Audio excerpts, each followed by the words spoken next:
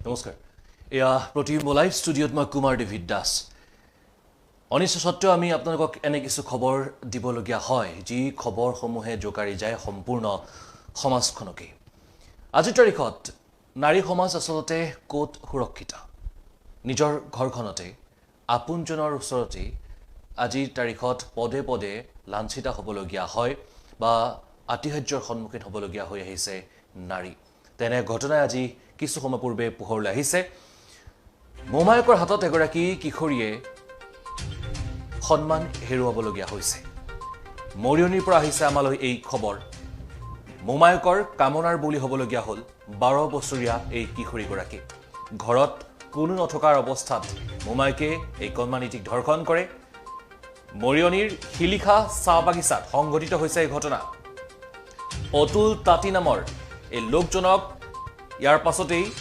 ৰাইজে এদৰে শাস্তি বিহে ৰাজহুৱাকৈ উত্তম মধ্যম সদুৱা হয় এদৰে এটা খুটাত ফুটবলৰ গোল পোষ্টৰ এটা খুটাত এদৰে বান্ধি লৈ উত্তম মধ্যম সোধাই ৰাইজে অঞ্চলবাসী এদৰে ওলাই আহে অঞ্চলবাসী এদৰে সমবেত হয় আৰু সকলোৱে এই ঘটনাক ধিক্কাৰ দিছে দৃষ্টান্তমূলক শাস্তিৰ দাবী উত্থাপন কৰিছে এইজন অতুল তাঁতীৰ আৰক্ষীয়ে ঘটনা সন্দৰ্ভত অৱগত হয় তাৰ পাছতেই আৰক্ষী আহি এইদৰে ৰাইজৰ কবলৰ পৰা বা উত্তেজিত ৰাইজৰ কবলৰ পৰা অতুল তাঁতীক উলিয়াই নিয়ে আৰু তাৰ পাছতেই গ্ৰেপ্তাৰ কৰা হয় মৰিয়নিৰ পৰা আহিছে এই খবৰ মৰিয়নিত সংঘটিত হৈছে এই জঘন্য ঘটনা মোমায়েকৰ কামনাৰ বলি হ'বলগীয়া হ'ল 12 বছৰীয়া এগৰাকী কিশোৰী ঘৰত কোনো নথকাৰ সুযোগ লৈ মোমায়েকে সংঘটিত কৰে এই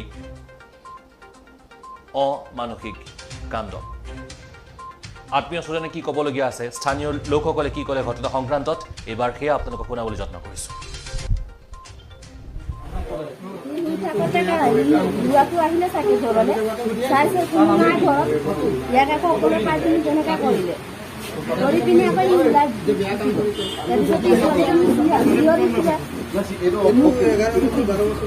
একো ক'ব পৰা অকলে আছিলে শুই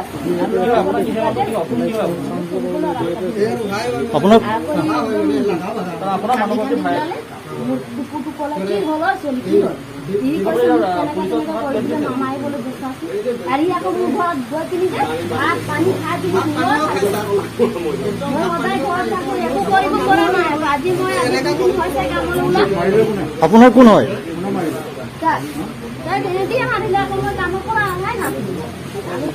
আপোনাৰ কোন হয় মোৰ ভাই হয় নিজৰ বৰমান লুৰা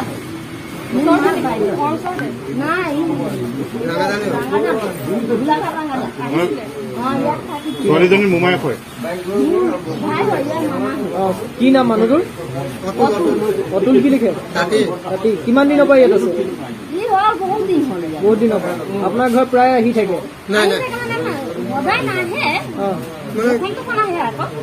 মোৰ বাইদেউ ঘৰত থাকে মোৰ আৰু এটা বৰমা আছে নহয় ডাঙৰ তাহাঁতৰ ঘৰতে থাকে আজি পাব্লিকে তাক মাৰিছে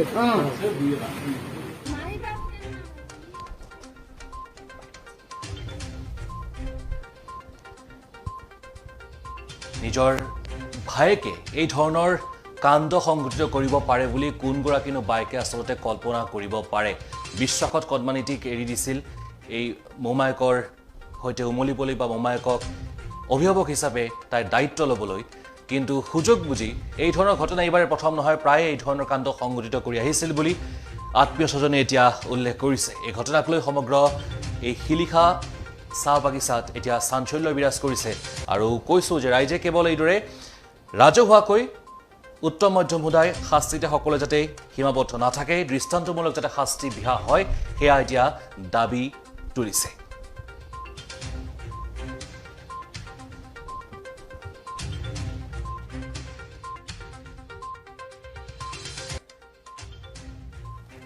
আজিৰ তাৰিখত কাক আপুনি বিশ্বাসত ল'ব বা কাৰ বিশ্বাসত আপোনাৰ ঘৰৰ কন্যাটিক বা যিকোনো বয়সৰ মহিলাক আপুনি এৰিব বা কাৰ ভৰসাত আপুনি কাৰোবাক আপোনাৰ ঘৰখনৰ মহিলাগৰাকীক যুৱতীগৰাকীক বা কন্যাটিক এৰি দিব বা যাবলৈ দিব দিনক দিনে এই ধৰণৰ ঘটনা ৰাজ্যত কমকচাৰি বৃদ্ধিহে পাবলৈ ধৰিছে উদ্বেগজনকভাৱে বাৰম্বাৰ কৈ থকা হৈছে, সচেতন মহলে বাৰম্বাৰ দাবী উত্থাপন কৰিছে যে এখন কঠোৰ আইন প্ৰণয়ন কৰা হওক আৰু ফাষ্ট ট্ৰেক কোৰ্টৰ জৰিয়তে হওক বা আন কোনো উপায়েৰে হওক শীঘ্ৰে এই ধৰণৰ ঘটনাৰ সৈতে জড়িত অপৰাধীক দৃষ্টান্তমূলক শাস্তি দিয়া হওক, যাতে এনে কোনো কাণ্ড সংঘটিত কৰাৰ পূৰ্বে তেনেলোকৰ বুকুখন হাজাৰ বাৰলৈ কঁপি উঠে।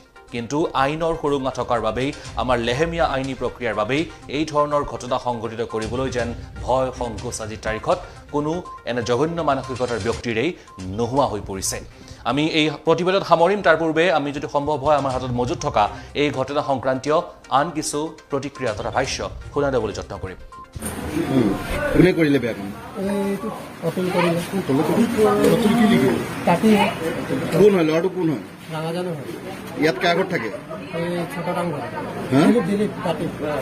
তোমালোকে কেতিয়া গম পালা? আগতে আহিছে। নাই এই ছোৱালীজনীৰ লগত যে বেয়া কাম কৰিলে কেতিয়া গম কেনেকে পালা? ছোৱালী মানুহ বলিছে, কান্দি বলিছে যে মোক বিয়া কাম কৰিলে। তাৰপিছত আৰু মই ইয়াতে আৰু ধৰিলো, তাৰপিছত গাঁৱৰ মানুহে হাকাইলে, তাৰপিছত আৰু ধৰি থৈছে এইটো হেৰি চাহ বাগিচা খেলপথাৰত। তাৰপিছত গৈ আৰু পাৰ্টি কৰি লৈ আহিলোঁ তাত মেলোঁ আনি আৰু তাক এতিয়া থৈছোঁ। FIR দিব এতিয়া। কি অৱস্থাত পালেগৈ আপোনালোকে?